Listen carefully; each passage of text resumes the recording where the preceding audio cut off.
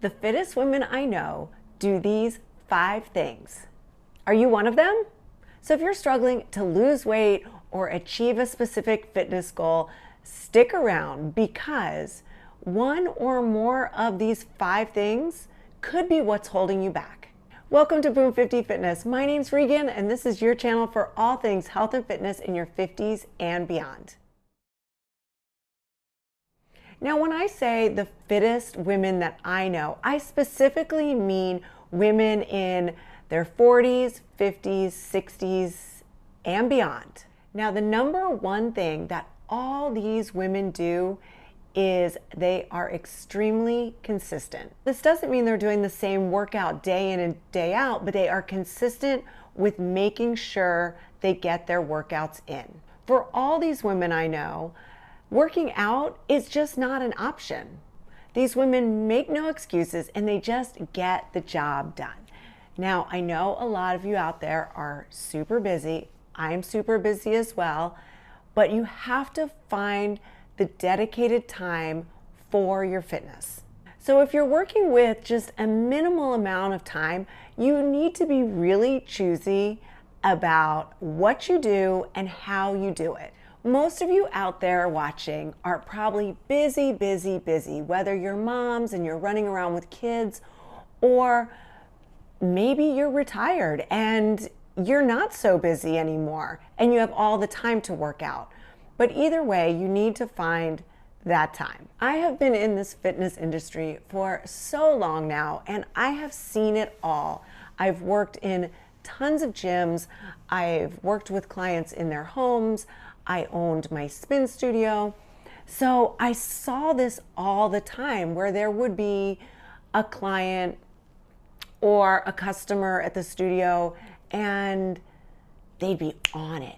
They would just be coming 5 days a week, working really hard, and then they would just disappear. And I thought, all that hard work, and then they disappear, and then they come back, and it's like starting over. Whereas if you're just consistent through and through, there's no starting over. You start once, and then you just continue. And maybe you're thinking, oh, easy for me to say, I'm a trainer and I have all the time in the world to work out. Well, I really don't. I train clients, but I'm not working out with them. I'm pretty much watching their form, talking to them about what muscle groups they're working, talking about nutrition. So I am not working out at the same time. I also have this YouTube channel. I am back in school. I have some side hustles. Like, I am busy. I have to put in my calendar exactly when I'm going to work out. And you know what? I stick to it. So whether you are crazy busy, or you have all the time in the world, or you fall somewhere in between, which is probably where most of us fall, you still have to prioritize your fitness and your workouts. So whether you're trying to get in better shape or completely transform your body, you've got to do these 5 things. So I've already mentioned number 1, and that is consistency. But before I move on to number 2, let me just briefly mention that I take 1 whole week off every single quarter from strength training because all the latest research shows that if you take a whole week off or close to a whole week, you will come back stronger and you will see more lean muscle gains. So a lot of times if I'm going on a vacation, I will work that rest period into that vacation because no, I'm not the one who is working out on vacation. And you probably shouldn't be either if you're not getting in those week-long rest days.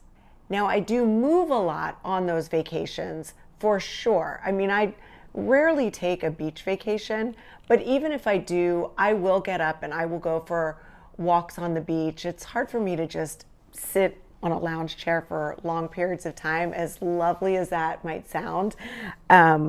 So even on the weeks where I take off from strength training, I still move a lot. Okay, number 2, the fittest women I know that are 40s and above have cut way back on cardio. A lot of people turn to cardio to lose weight. But now, as we get older, if we turn to cardio to lose weight, we run the risk of losing too much muscle. And why is that? Because as we get older, we lose muscle at a much more rapid rate than when we're younger. So if weight loss is one of your goals, there are much better ways to go about losing that weight than by jumping on a piece of cardio equipment or going for a long run, because that eventually will start chipping away at your muscle. And that's expensive tissue. It is worth a lot. We want to hold onto it. So the idea is to build muscle and become fat burning machines, not just trying to lose weight. And if we're going to do this, we cannot be cardio queens anymore. And you're listening to someone who used to be a huge cardio queen. I didn't even want to do the strength training. I did it because I knew it was good for me, but I was just cardio, cardio, cardio. If I wasn't absolutely drenched in sweat, I didn't feel like I got in a good workout. I so do not think that anymore, because the research is out there. You don't have to be drenched in sweat and have your heart pounding to lose fat. Okay, so that's number 2. The fittest people I know have scaled back on cardio. Okay, so number 2, cutting back on the cardio, rolls me right into number 3, because this is where they're getting their cardio, and it's with heavy strength training. I was at the gym today and lifting really heavy, and I was thinking, wow, my workouts look so different than they used to look.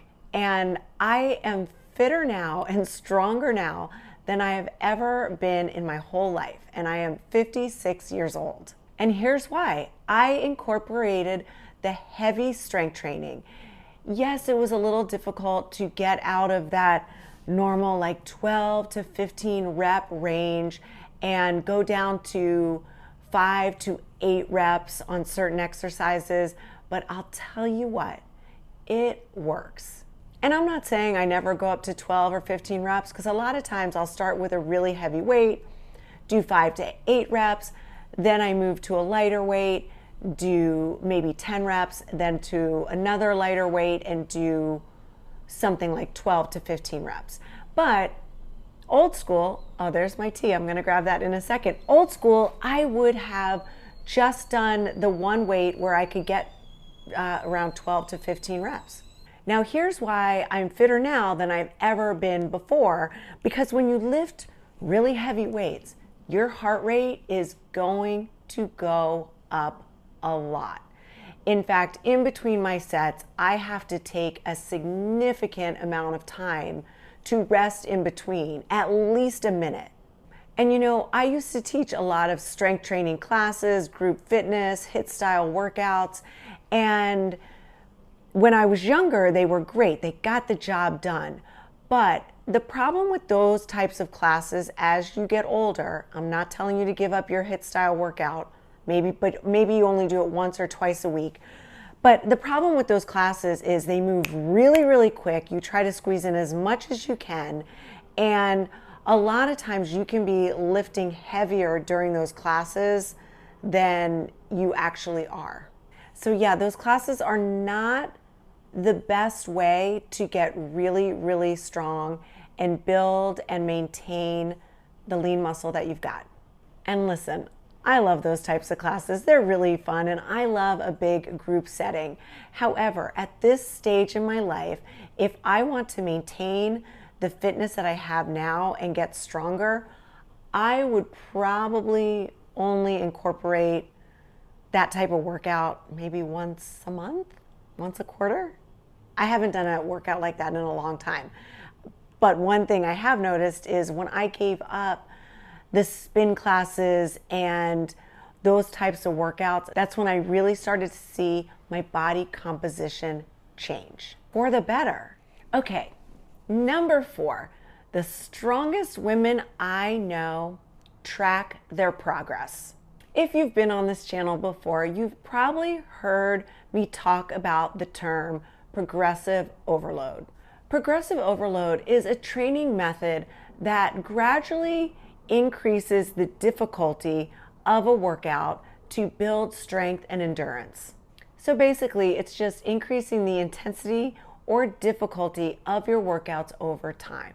And when I say track your progress, you don't have to write everything down, although that certainly helps. As a trainer with my clients, I write all those things down so that I know when it's a good time to start overloading the muscles a little bit more. In fact, just yesterday, I was training a client and she was doing, I think it was a shoulder exercise, and she was now up to 12 pounds on this shoulder exercise.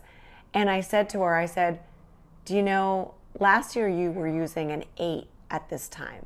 And with shoulders, if you know, you know, you progress very slowly. So to go from an 8 to a 12 with this particular exercise was a huge accomplishment.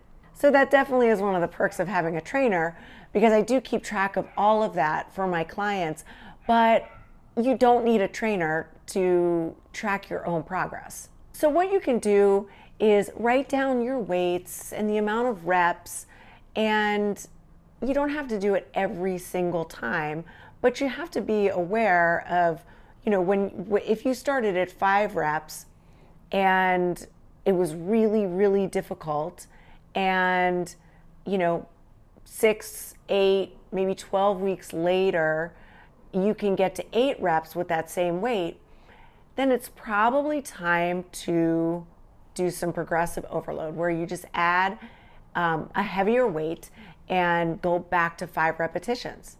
And then slowly, when you can get to 8, it's time to progressively overload again. It's pretty simple. But if you're using the same weights that you were using a year ago for the same exercise, then you probably can be working harder. And like I mentioned with shoulders, it can take a long time before you're able to go up in weight by 2 to 3 pounds. But with larger muscle groups like shoulders, or not shoulders, like back and chest, you may be able to progressively overload a little bit faster. So along the same lines as tracking your progress is writing down in a calendar what you're working that day. I like to do it on Sunday night, and my schedule is pretty much the same. Because I just lift heavy, I do Mondays I do chest and triceps. Tuesdays I do abs and legs. Wednesdays I do back and biceps. That's what I did today. That's my least favorite day. And I think because it's just, to me, it's just a little boring and it's hard. They're all hard. Thursdays I do, what do I do Thursdays? I do abs again, and I do a hill climb on a treadmill with a weighted vest. So that is a day of a little bit of cardio, and that's about 20 to 30 minutes. And then on Fridays, I do legs again, and I do shoulders. And then I take off the weekends and I only walk. And this is a great schedule for me, and I plan to do, I always have to figure out my workouts in between clients, but I always have a backup plan in case something falls through and I have to switch a client to another time. I always have a time later in the day dedicated to the workout. And if I got it in earlier, great. Then I have that personal time to read a book or watch a show on Netflix or spend some time just cleaning up around my apartment. So writing it all down, having that plan, and tracking your progress are so important. And what else was I going to mention along those lines? So you'll see that I do my strength training Monday through Friday. You don't all have to do that. In fact, Thursday's not really a strength training day. I just do some body weight exercises for my abs. But I always have the weekends to fall back on. So, and I'll know I do my 10,000 steps. We'll get to that in a little bit. But I do my strength training Monday through Friday. maybe you are doing it 2 times a week or only 3 times a week, and that's great. Get in what you can, but keep track of what body parts you're working on those days. So for me, if something happens during the week and say I have a doctor's appointment or have to take Fiona to the vet, whatever, and I don't get the workout in that day, I fall back to the weekends and I do whatever workout I missed during the week. And no, it's not rigid. It's just being consistent. And I love to be really strong, and I feel great with how my body looks and how my body feels, and I want to keep it this way. And if a little rigidity works, then it works. But I prefer to keep it staying consistent with my workouts. Okay, number 5 ties in with number 2, which is cutting back on cardio, and also on number 3, because number 3 is how we're getting some of our cardio. But last but not least is number 5, which is walking. So the fittest women I know, ages 40 and up, have traded in the Stairmaster and those long runs or their long bike rides for walking. And that's when they really started to see a difference in their body composition, myself included. I walk 10,000 steps 7 days a week. Many of you know I live in New York City now. I have the shade down, but ooh, it's a gorgeous day in the city. So I get my steps in pretty easily. Fiona loves to go to Central Park. They have off leash until 9 in the morning, so we try to get there around 8:30, and I take her off leash and she just runs around like a crazy little potato. And that's why she's in this position the rest of the day, for most of the day. Anyway, it is easy for me to get my steps in here. It is, right now, it's freezing cold outside. The wind chill, I don't know if you can hear it, but I think it's like 27 miles an hour. So I do have, and I just got off of this, I don't know if you can see it, I have a walking pad. Don't mind my messy kitchen if I just showed you that. But I have a walking pad that is on the floor, and what I'll do is if it's just too frigid or it's pouring rain, I just have the walking pad out and I just pop on it for 10 minutes, you know, after breakfast and lunch and in between clients or whenever. And by the end of the day with that walking pad, I'll easily get 10,000 steps in, even if I'm not taking long walks outside. And I'll link that walking pad in the description because it's not very expensive. I got it on Amazon, and what I do is I slide it right under like where my TV is so you can't even see it. So walking must be added if it's not something you're doing right now. It's great for your heart, it's great for your joints, it lowers cortisol levels, it is just all goodness. So do you want to be one of the fittest women I know? Incorporate all 5 of those things and you will be well on your way. It takes a little bit of time, it takes some effort, and it definitely takes that consistency to see the results that you want. Are you surprised I just went through all 5 of those things and I didn't mention nutrition? Well, I can tell you this. The fittest women I know do prioritize their nutrition, and the one thing that they really do prioritize is their protein and their fiber. They get in, when this is just from asking them how much they take in when it comes to protein and fiber.